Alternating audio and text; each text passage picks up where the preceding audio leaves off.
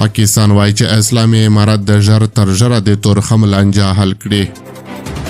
سلامونه ستړي مشه، وخت مو په خیر. پام وکړئ د یاران ټي وي یوټیوب چینل څخه د نن ورځې تازه او مهم خبر ته.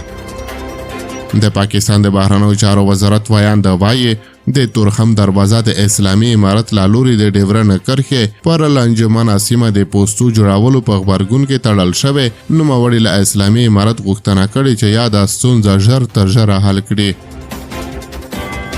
د پاکستان د بهرنیو چارو وزارت ویان شفقت علي خان له رسنیو سره په خبرو کې ویلي اسلامي امارت د په تورخم کې رامنځته شوې ګډوډۍ ژر تر ژره حل کړي.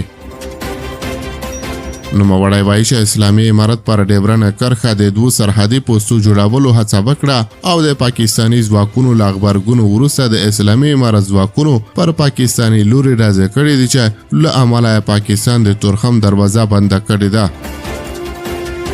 د افغانستان د کورنیو چارو وزارت ویان د وایي چې ډزې لومړی پاکستاني ځواکونو پیل کړي دي. د پاکستان د بهرنیو چارو وزیر پر پاکستان د اسلامي امارت هغه تورونه رد کړل چې په بلوچستان کې د داعشیانو لپاره د روزنې مرکزونه جوړ شوي دي. د افغانستان اسلامي امارت ویان ذبیح الله مجاهد په پاکستان کې د کابل هوایي ډګر د برید مسؤل د نیول کېدو په غبرګون کې وویل چې د بلوچستان په ماستونګ سیمه کې د پاکستاني نظامیانو په ملاتړ د داعش د روزنې مرکزونه جوړ شوي او دغه هیواد داعش د خپل وسیلې په توګه کاروي. د یادولو ده چې د تورخم دروازه له تیرو 14 ورځو راهیسې د هر ډول تګ راتګ پر مخه تړل شوې ده.